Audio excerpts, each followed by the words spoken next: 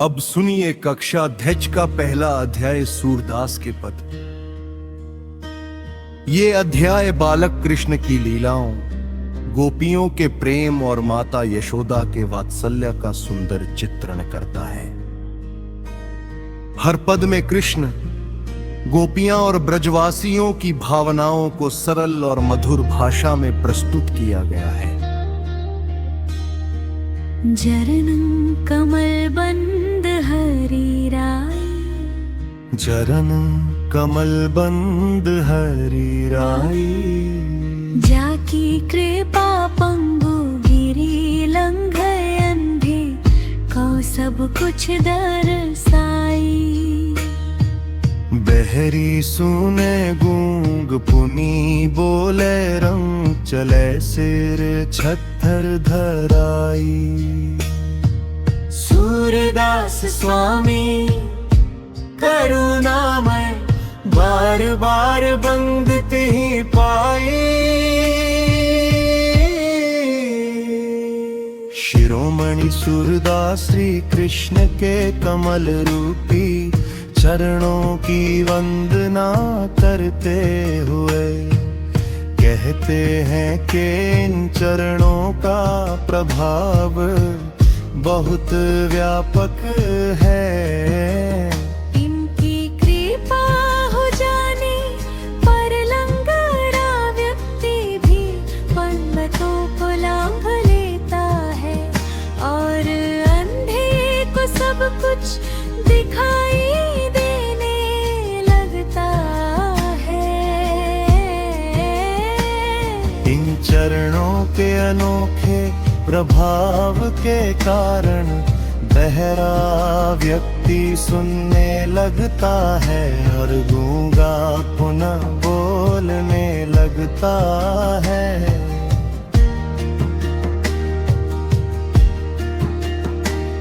किसी दरिद्र व्यक्ति पर श्री कृष्ण के चरणों की कृपा हो जाने पर वह राजा बनकर अपने सिर पर राज छत्र धारण कर लेता है। सूरदास जी कहते हैं कि ऐसे दयालु प्रभु श्री कृष्ण के चरणों की मैं बार बार वंदना करता हूँ।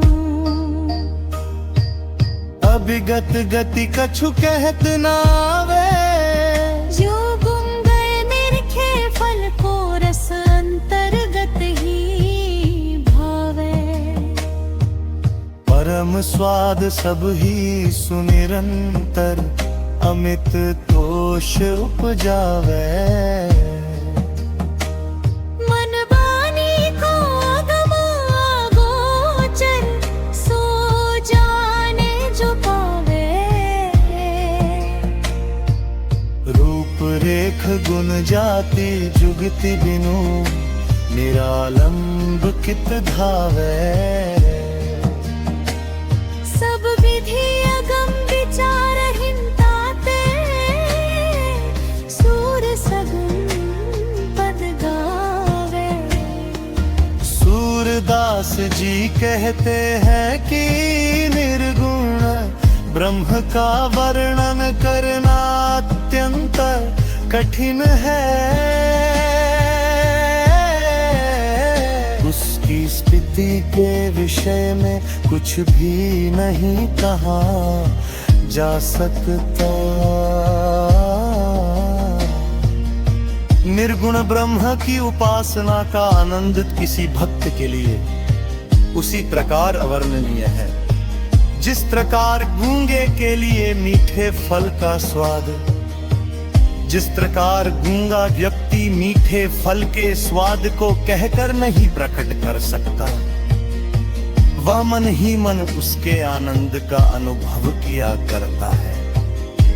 उसी प्रकार निर्गुण ब्रह्म की भक्ति के आनंद का केवल अनुभव किया जा सकता है, उसे वाणी द्वारा प्रकट नहीं किया जा सकता। यद्यपि निर्गुण ब्रह्म की प्राप्ति से निरंतर अत्यधिक आनंद प्राप्त होता है, और उपासक को उससे असीम संतोष भी प्राप्त होता है, परंतु वह प्रत्येक की सामर्थ्य से बाहर की बात है। उसे इंद्रियों से नहीं जाना जा सकता। निर्गुण ब्रह्म का ना कोई रूप है, ना कोई आकृति, ना उसकी कोई निश्चित विशेषता है, न जाति और न वह किसी युक्ति से प्राप्त किया जा सकता है। ऐसी स्थिति में भक्त का मन बिना किसी आधार के कहां भटकता रहेगा, क्योंकि निर्गुण ब्रह्म सभी प्रकार से पहुंच के बाहर है। इसी कारण सभी प्रकार से विचार करके ही सूरदास जी ने सगुण श्री कृष्ण की लीला के पद गाना अधिक उचित समझा है।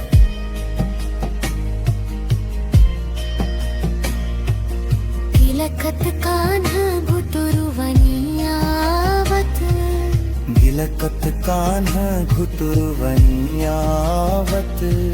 मणिमय कनक नंद कयानन, बिंब पकरि बैधावत। कब हूँ निरखी हरिया पूछा कौन, कर सौंप करने चाहत। खिलकी हसत राजत भवै दतिया, पुनि पुनि तिहि आवगाहत। कनक भूमि पर कर पग छाया, यह उपमा एक राजती। पर प्रतिपद प्रतिमुनि वसुधा, कमल बैठकी साजती। बाल दशा सुख निरखी जसोदा, पुनि पुनि नंद बुलावती। अचरा तर ले ढाकी, सूर्य के प्रभो कानु तुतिया नाती। श्री कृष्ण के सुंदरी रंग, बाल लीलाओं का वर्णन करते हुए सूरदास जी कहते हैं कि बालक कृष्ण युद्ध प्रगना के दम चलने लगे हैं। राजा बन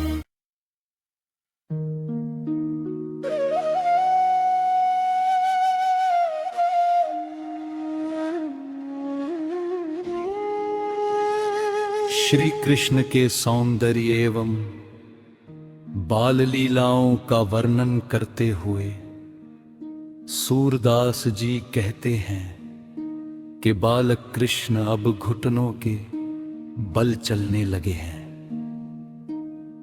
राजा नंद का आंगन सोने का बना है और मणियों से जटित है। उस आंगन में श्री कृष्ण घुटनों के बल चलते हैं तो किलकारी भी मारते हैं और अपना प्रतिबिंब पकड़ने के लिए दौड़ते हैं। जब वे किलकारी मारकर हंसते हैं तो उनके मुख में 2 दांत शोभा देते हैं। उनके हाथ पैरों की छाया उस सोने के फर्श पर ऐसी प्रतीत होती है मानो प्रत्येक मणि में उनके बैठने के लिए पृथ्वी ने कमल का आसन सजा दिया है। बालक श्री कृष्ण दी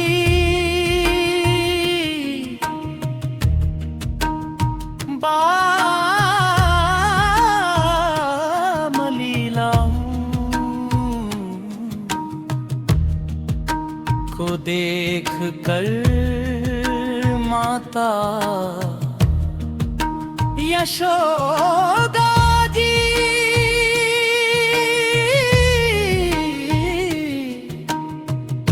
बहुत बालंदिक होती है और बाबा नंद को भी बार बार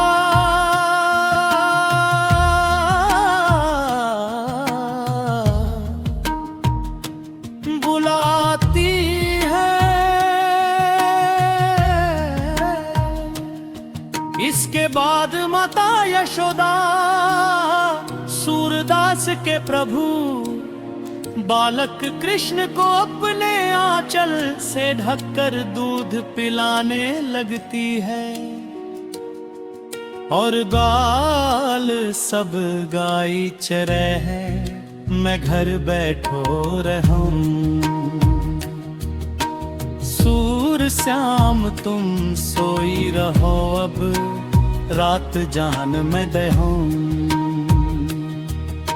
श्री कृष्ण अपनी माता यशोदा से हठ करते हुए कहते हैं कि हे माता, मैं अपनी सब गायों को चराने के लिए वन में जाऊंगा। रात होते ही मैं अपने बड़े भाई बलराम के साथ गाएं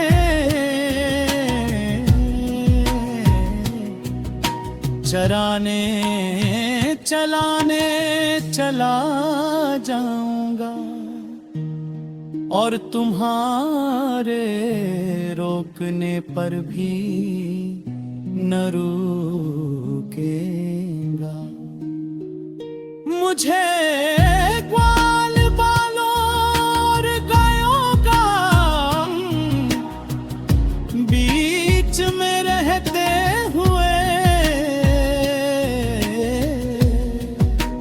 जरा भी धरे में न रुकना। श्री कृष्ण अपनी माता यशोदा से हट करके हुए कहते हैं कि हे माता, मैं अपनी सब गायों चराने के लिए वन में जाऊंगा। कवात होते ही मैं अपने बड़े भाई बलराम के साथ गाए चराने तो गाहे चरा जाऊंगा और तुम्हारे रोकने पर भी न रुकेगा। मुझे गाल बालों और गायों के बीच में रहते हुए जरा भी भय नहीं लगता। मैं नंद बाबा की कसम खाकर कहता हूँ कि आज रात्रि में सोऊंगा भी नहीं, मैं रात भर जागता ही रहूंगा। कहीं ऐसा ना हो कि सवेरा होने पर मेरी आंखें ही ना खुले और मैं गाय चराने न जा सकूं। हे माता,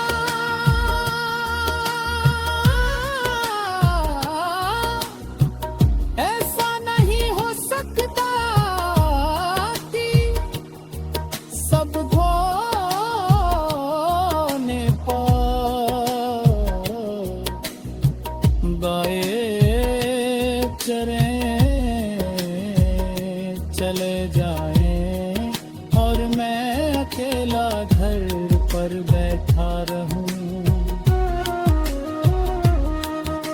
सूरदास जी कहते हैं कि बालक श्री कृष्ण की बात सुनकर माता यशोदा उनसे कहती है कि मेरे लाल, अब तुम निश्चिंत होकर सो जाओ। रात में तुम्हें गायें चराने के लिए अवश्य जाने देंगी। मैया हो न चरे हो गाई, चरे हों गई, मैया हो न चरे हो गई। सिगरे ग्वाल घिरावत मोसो मेरे पाई पिरा।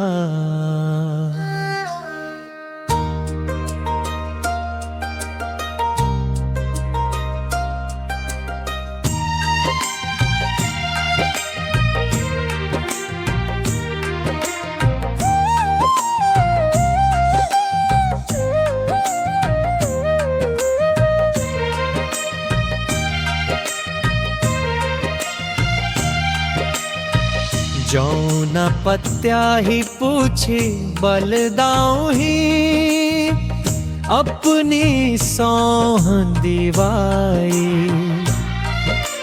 ये सुनी माई जसोदा ग्वालनी गारी देती रिसाई।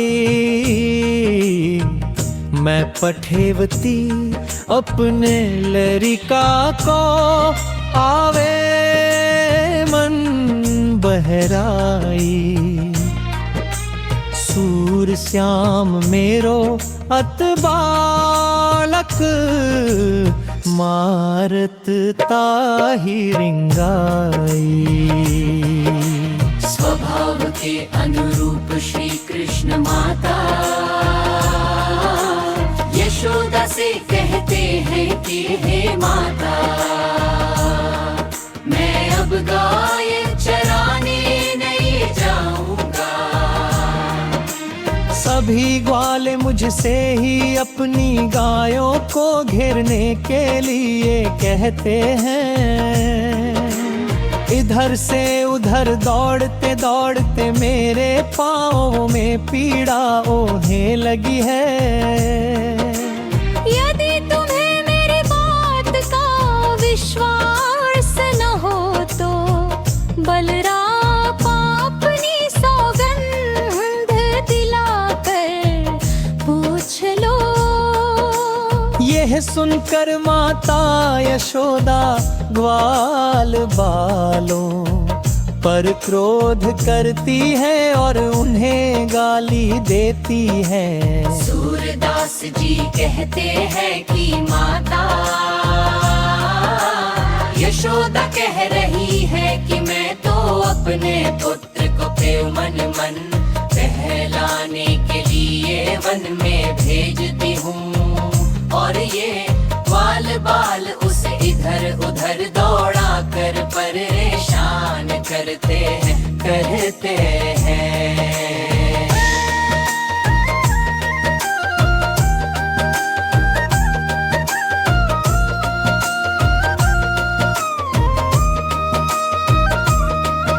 सखीरी मुरली लीजे चोरी। सखीरी मुरली लीजे चोरी। जिनी गोपाल कीन्हे अपने बस प्रीति सबनी की तोरी। छीने एक घर भीतर निसी बासर धर तन कब हूँ छोरी। कब हूँ कर कब हूँ अधरनी कटी कब हूँ खो सत जोरी। ना जानो कछु मेली मोहिनी राखे अंग भोरी। सूरदास प्रभु को मन सजनी बंध्यो राग की डोरी। गोपियाँ श्री कृष्ण की वंशी को अपने नारे सोचा सीधा।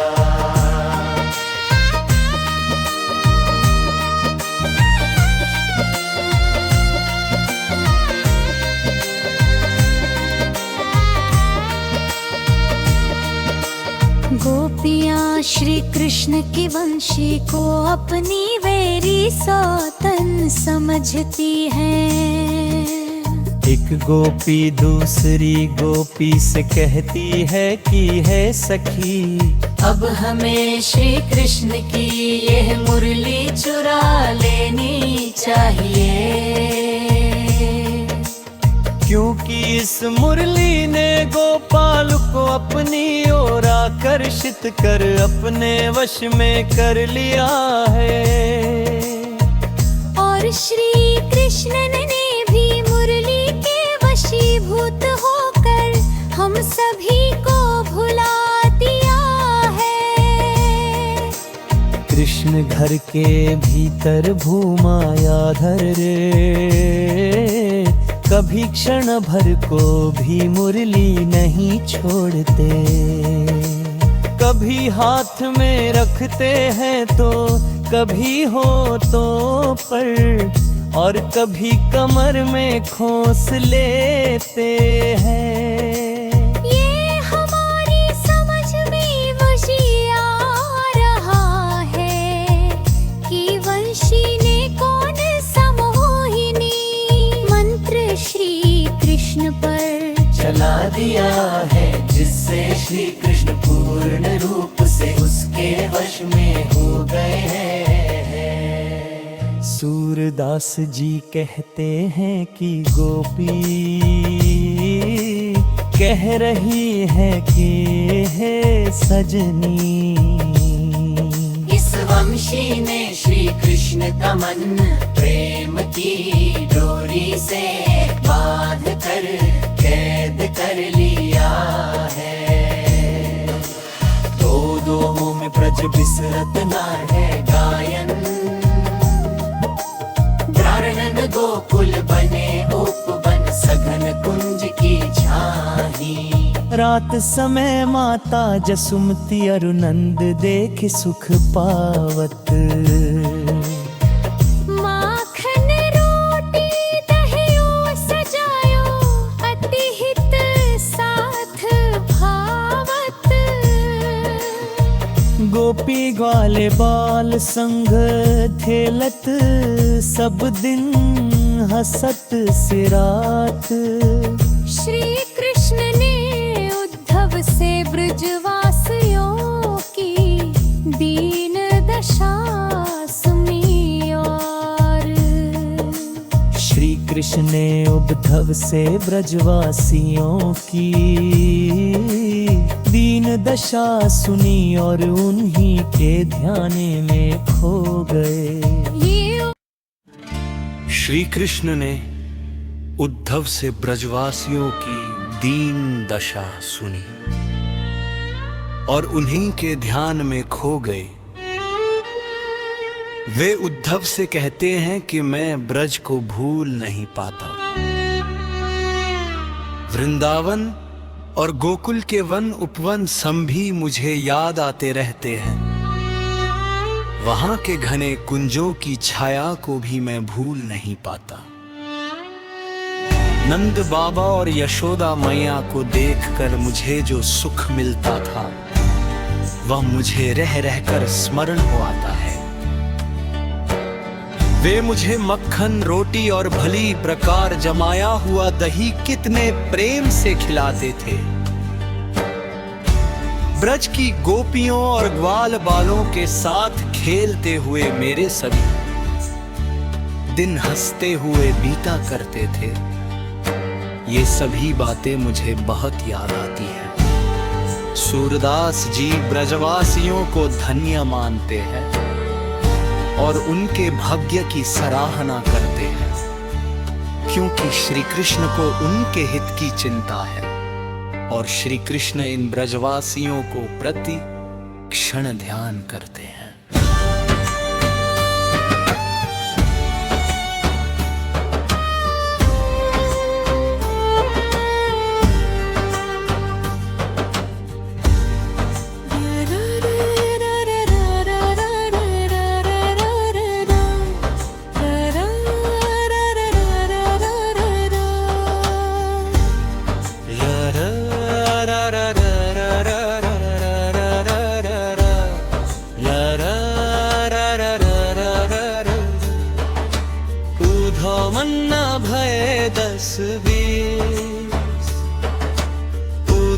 मन न भये 10-20, एक हूँ तो सो गयो श्याम संग, कौव राधईस इंद्री सिंथ्य भई के सब बिनु, जो मेनु शीस आशा लागी रहती तन श्वासा, जीवही कोटि बरीस।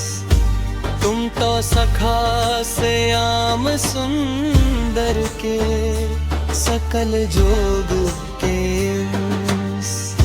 सूर हमारे नंद नंदनिनु और नहीं जगदीश।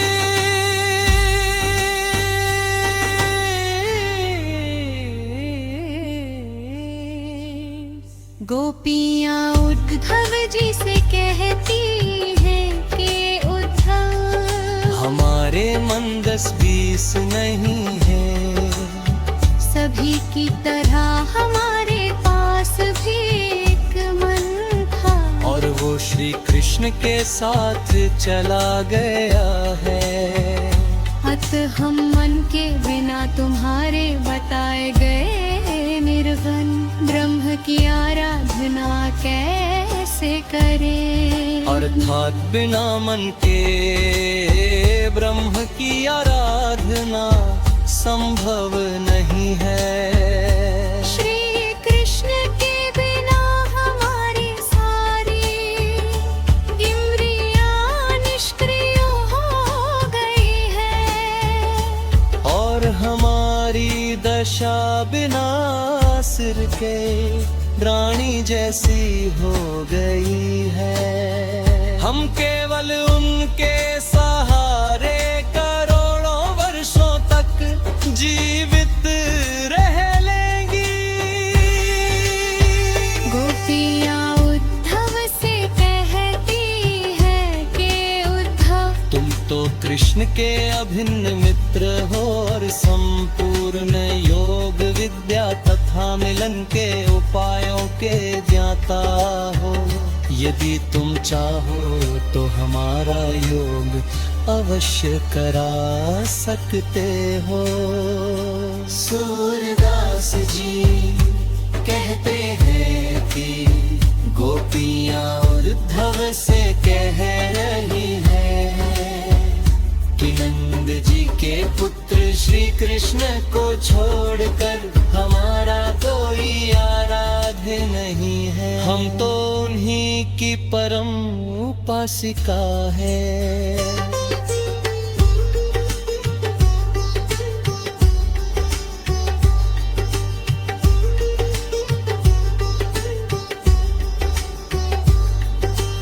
ऊधो चाहूँ तुम ही हम जाने, श्याम तुम ही श्याम को नहीं पठियो, तुम हो बीच भुलाने। ब्रज नारिनी सो जोग कहत हो, बात कहत न ल जाने। बड़े लोग न विवेक तुम्हारे से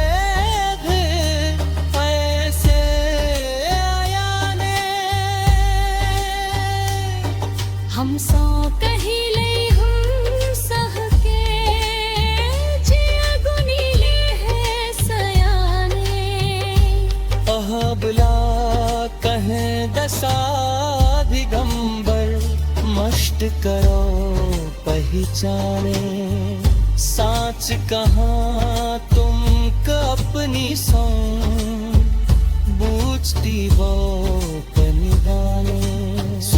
श्याम जब तुम ही पठायो, तब नहीं कहूँ मुस्काने। गोपियाँ उद्धव से कहती है कि तुमको से वापस चले जाओ, हम तुम्हें समझ गई। श्याम ने तुम्हें यहाँ दहेज भेजा है। तुम स्वयं बीच से रास्ता भूल कर यहाँ आ गए हो।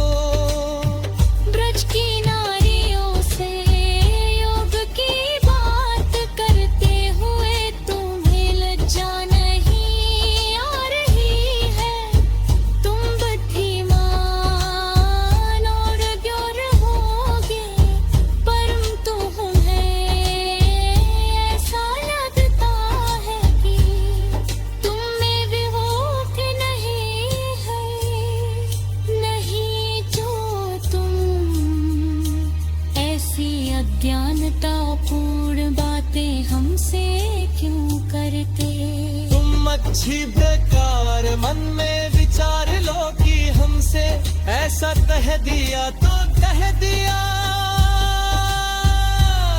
अब ब्रज में किसी अन्य से,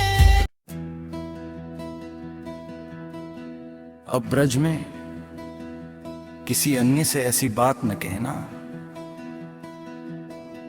हमने तो सहन भी कर लिया, कोई दूसरी गोपी इसे सहन नहीं करेगी।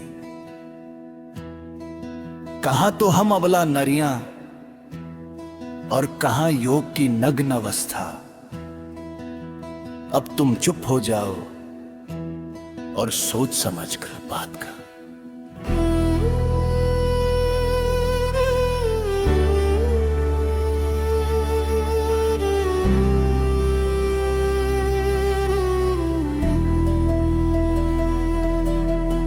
सूरदास जी कहते हैं कि गोपियां उद्धव से पूछ रहे है कि जब श्री कृष्ण ने उनको यहां भेजा था उस समय वे थोड़ा सा मुस्कुराए थे या नहीं। वे अवश्य मुस्कुराए होंगे, तभी तो उन्होंने तुम्हारे साथ उपहास करने के लिए तुम्हें यहां भेजा है। निर्गुण कौन देश को बासी, मधुकर कही समुझाई सौहदई, बुझती साच नहासी। को है जनक कौन है जननी, कौन नारी को दासी। कैसे वरन भेष है कई सौ, की ही रस में अभिलाषी। पावई गो पुनि कियो आपनो, जोरे करई गो घासी। सुनत मौन है रह्यो बारी, सूरस में न पिलासी। निर्गुण कौन देश को बासी,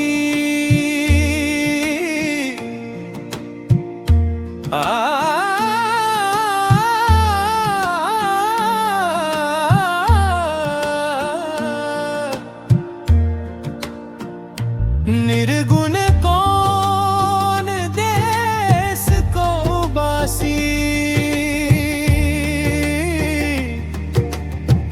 मधुकर कही समझाई सौहदई, बुझती साचन हासी। को है जनक कौन है जननी, कौन नारी कौन नासी। कैसे वरन भेष है कई सौ, की रस में अभिलाषी। पावे गो पुनि कियो आपनो, जोरे करे गो गासी। सुनत मौन है रहे ओ बावरी, सोर सबे मत नासी।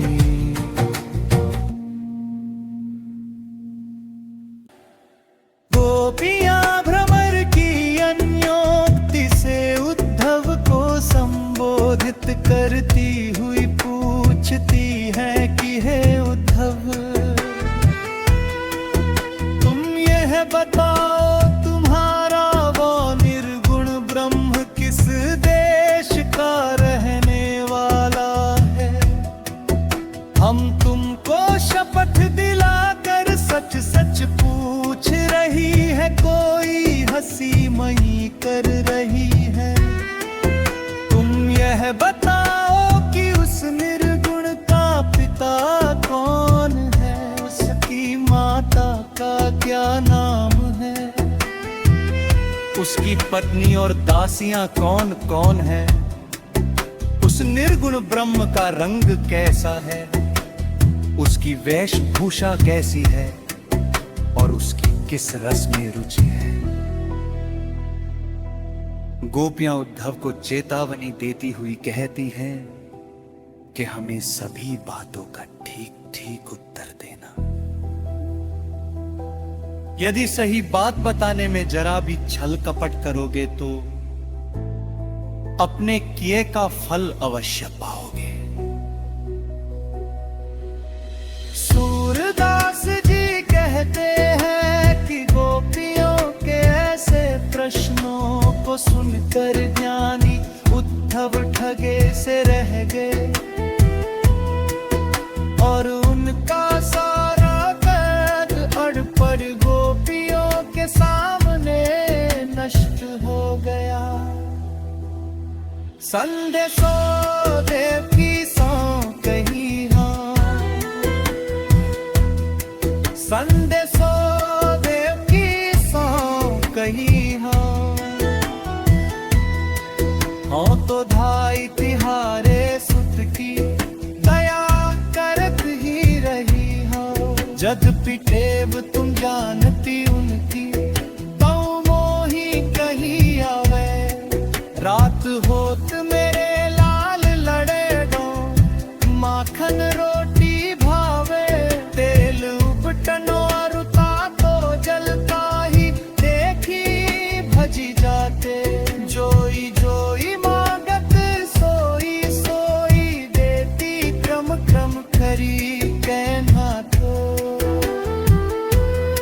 सूर पथिक सुन मोही रैनी दिन, बड़ जो रहतुर सोच, मेरो अलक लड़े तो मोहन है करत संकोच। यशोदा जी श्री कृष्ण की माता देहियो,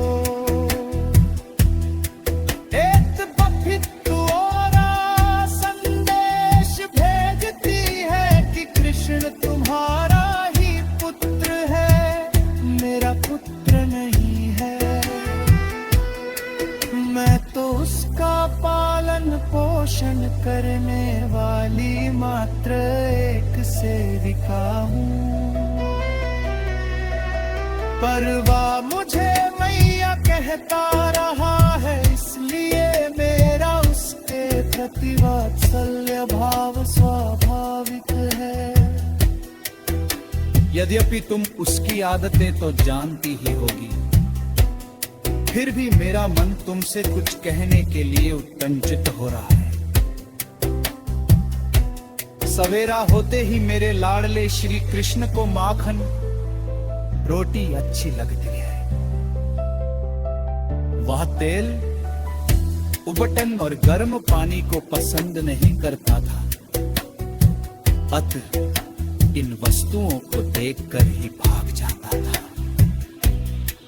उस समय वह जो कुछ मांगता था वही उसे देती थी, तब वह धीरे धीरे नहाता था। सूरदास जी कहते हैं कि यशोदा पथिक से अपने मन की दशा व्यक्त करती हुई कहती है कि मुझे तो रात दिन